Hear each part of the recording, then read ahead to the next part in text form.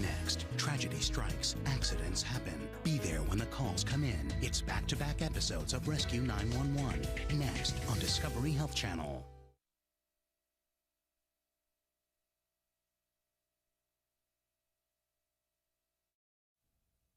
This is 911. Do you have an emergency? Today, 911.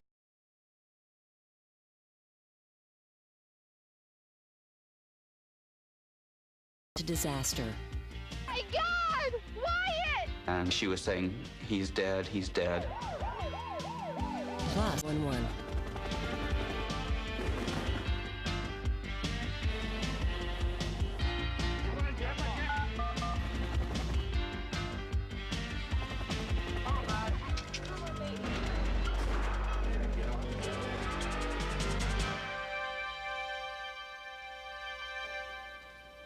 When a child is injured, the whole family suffers. Sometimes the events can be so overwhelming that they challenge the limits of our faith. I'm William Shatner. Tonight, true stories that remind us nothing should be considered impossible on Rescue 911.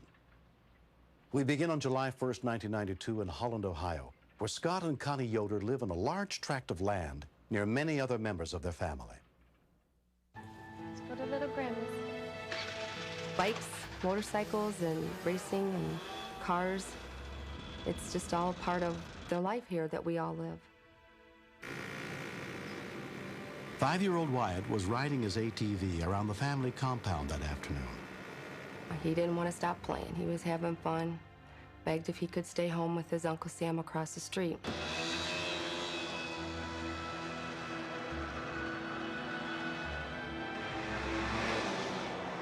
I just had a feeling to tell him goodbye, which was strange. We'd already said bye, but something was telling me don't leave him yet.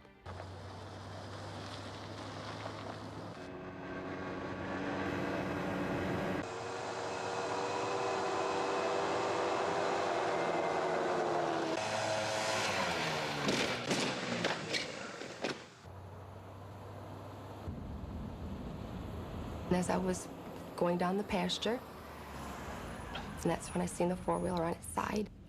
My God! Wyatt! Wyatt! I seen him laying down, his little leg laying beside him. Wyatt, it's Mama! I mean, it's almost like a horror film. It's what you would see on a screen. It's not what you'd see on your child. Someone help me! No! Someone, no! When we continue, his eyes would roll in his head and he would pass out, and then he'd come to, and I thought, it's gonna be a miracle if he even lives. Introducing a whole new body lotion from Olay. Olay Quench.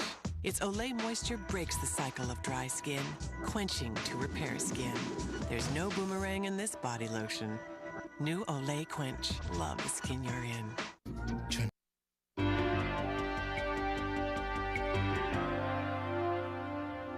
When 5-year-old Wyatt Yoder was seriously injured while riding his all-terrain vehicle in front of his aunt's house, his mother Connie ran to call 911. A next-door neighbor, David Teachout, heard Connie's screams for help. I could see a body in the grass. And Connie was up on the balcony, and she was saying, he's dead, he's dead. He's alive. Put pressure on the leg! Wyatt, can you hear me? Let's just straighten this a little bit. I'm not sure what really went through my mind when I moved the leg, because I know that you shouldn't do too much moving.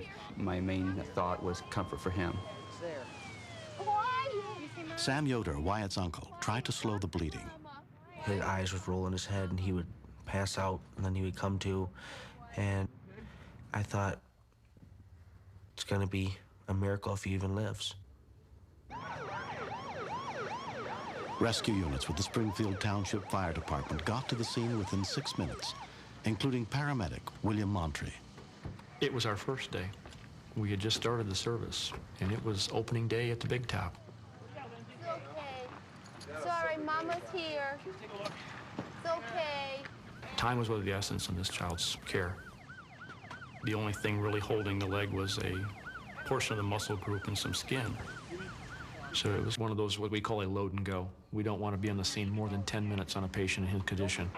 As soon as we get this on, I'll go up to the truck and get a hold of MCO and change our med channel. All right. I was holding his little head, and he said, "Mama, my leg, my leg." He thought everybody was on his leg. He was asking everybody to please get off my leg. And he said, "Mama, am I gonna die?" You ready to go up on the cot? And I said, "Lord, no, you're not gonna die, Wyatt. You're not gonna die. You're gonna be fine." Let's go. I got his leg. But it's hard to tell him he's gonna be okay when you don't know. As soon as Wyatt and his mother arrived at the Medical College of Ohio, the boy was taken to be examined. There's nothing I could do, but the separation, I was so afraid I was never gonna see him again.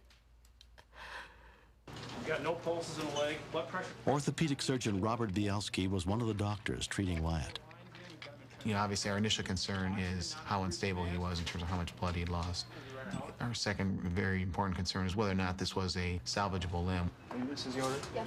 Let's talk to you real quick. A doctor came up to tell us that there was probably nothing that they could do for his leg. It was gone. Take a look at his leg now. I know this all happened. Seeing it the way I did, I didn't think that there was anything they could do for the leg. I just wanted my son. Count of three. 1, 2, 3. Luckily, the two nerves were intact in the back of the knee, so there's a very high chance that he would get some return of sensation and muscle function in his leg. He was in surgery for, I believe, 6 hours. I think it was 2:30 in the morning before we got to see him. And the first thing he said was, "Mama, I want a fudge bar. I want to go home and I want to ride my bike." And it was hard because I never knew if he'd ever ride his bike again. I'm going to be downstairs. During the surgery, Wyatt's father, Scott Yoder, joined his wife at the hospital. It was a long wait, but it was the most wonderful sight in my life to see him rolling by us and taking him into intensive care. Wyatt has already had 7 more operations to rebuild his leg, with more surgeries ahead, and he'll need physical therapy for a long time to come. He knew he was hurt, and he knew he had to work hard. He knew he had to cooperate. He learned a lot of patience, as he had to lay in that bed on his back for a long time. Didn't break his spirit at all.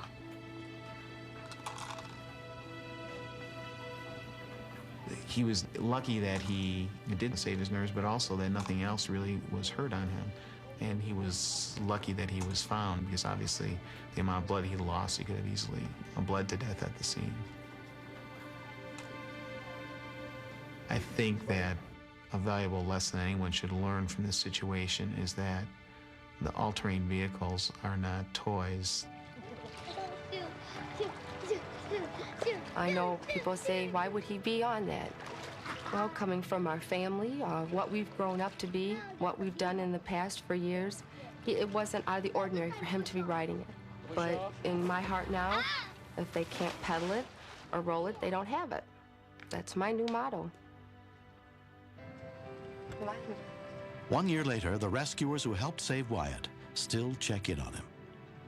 We have to drive right by Wyatt's house to get fuel for our truck, and we stop in once in a while and see him, and we get quite regular reports, which is nice.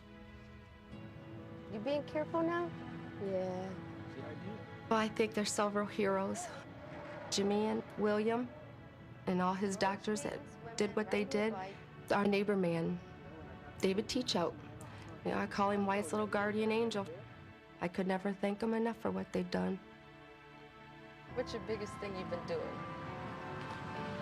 Playing. Yeah.